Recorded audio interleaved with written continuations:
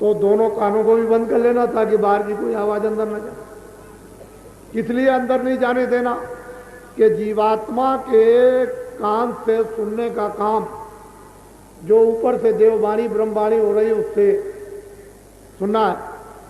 तो बाहर की आवाज अगर अंदर चली गई तो अंदर कानों के जीवात्मा के कान के सुनने में बाधा डालेगी। इसलिए बाहर की आवाज ना देखना ना आपको सुनना। मेरी तरफ देखो, ये जीवात्मा बैठी, इसके चारों तरफ मन और बुद्धि चित्त। तो मन को बुद्धि को चित्त को जीवात्मा के कान के साथ लगाकर ऊंचा ध्यान देकर ऊपर, जितना ऊंचा ध्यान देकर ऊपर की तरफ आप कानों से सुनोगे उतना ही साफ सुनाई देगा। जब 1 मिनट हो जाएगा, कोई आवाज हो रही, कोई बोल रहा है, कोई चिड़िया बोल रही, कोई बाजा बज रहा, जब 1 मिनट में आपको कोई आवाज सुनाई दे तो लगातार 14 मिनट कान लगाकर उस आवाज को सुनना और पहचानना परखना कि चिड़िया कैसी बोल रही, आदमी कैसा बोल रहा, बाजा कैसा बज रहा। जब 15 मिनट पूरे हो जाए थोड़े, फिर दूसरे दिन, फिर तीसरे दिन, फिर 20-25 दिन लगातार रेगुलर रोज चारपाई पे लेट के बैठ के जैसे आपको सुविधा मिले 15 मिनट भजन करना। जब आपको सुनाई देने लगे, गाने सुनाई दें, बाजे सुनाई दें, मस्ती आए, आनंद आए, खुशी हो, हजम न कर सको तो किसी से कहना नहीं। तुम जब कह दोगे कि मैं गाने सुनता हूँ, बाजे सुनता हूँ, बड़ी मस्ती है, ऐसे गाने बाजे कभी नहीं सुने, तो ऊपर वो बैठा हुआ कानों को बंद कर देगा। तो ये क्यों आप कहोगे, उसको हजम करो। जब गाने और बाजे सुनाई दें तो 15 मिनट और बढ़ा दो और उन्हीं गाने और बाजों में आप ले हो जाओ। इतना काम हजम करो, उसको छुपा के रखो। ये तो आत्मा की संपत्ति है, ये दौलत है, खजाना है। उसको जरा हजम करोगे, वो तुम्हारे ऊपर प्रसन्न हो जाएगा और तुमको देगा। तो उन बाजों में, उन गानों में ले हो जाओ। 15 मिनट और बढ़ा दो, 15 ये और 15 को आधा घंटा, और फिर देखो उसका जलवा तुम्हारे अंदर क्या। तो ये कान खुल जाएगा। कौन सा?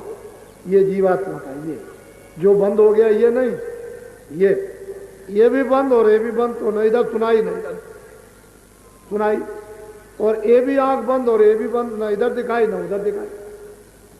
तो क्या दे, इसको कहते हैं भजन। सुनने का नाम भजन, सुनने का नाम, सुनने का नाम। ये मुंह से गाना गाना और हाथों से कोई बाजा बजाना, ये भजन नहीं। वो अखंड कीर्तन हो रहा है, वो जीवात्मा के कान से सुनना, इसको कहते हैं भजन।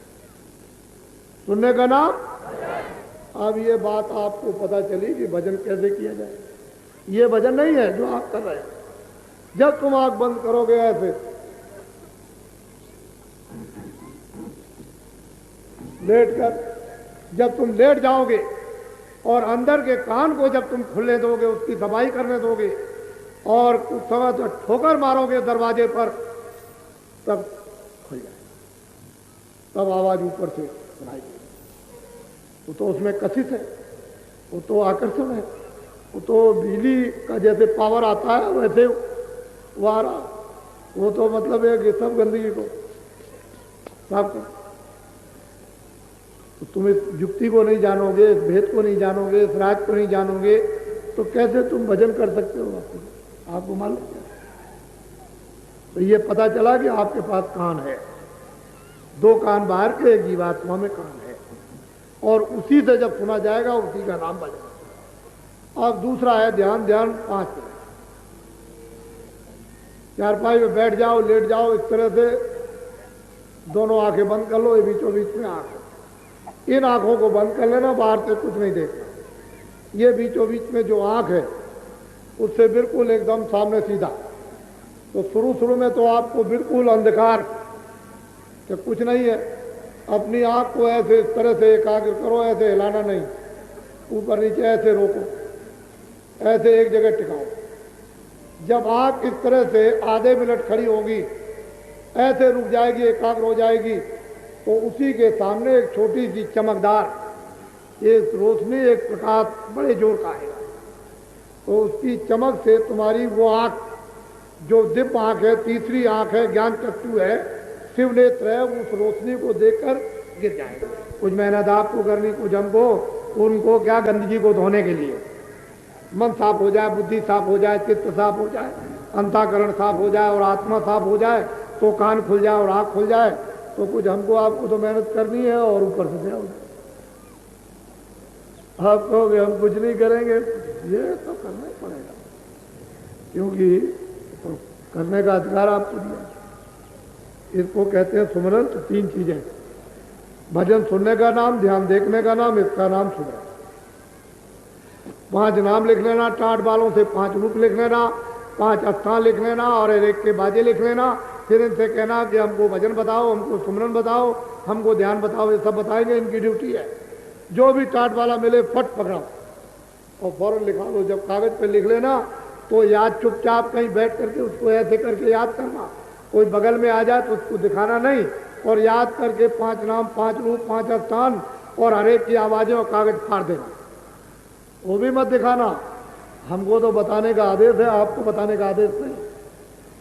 फिर उसको फाड़ करके और फिर भजन ध्यान और सुमरन में काम लो। और जो भी सुनाई दे, जो भी दिखाई दे, चाहे बच्चा हो, चाहे देवी हो, चाहे वो पति हो, चाहे कोई और भी हो, मित्र हो, कभी किसी को बता नहीं, अंदर हजम करते जाओ तो ऊपर से फिर प्रकट होता जाएगा। और जो तुमने कह दिया बंद, तो चाहे जितना करो कुछ नहीं।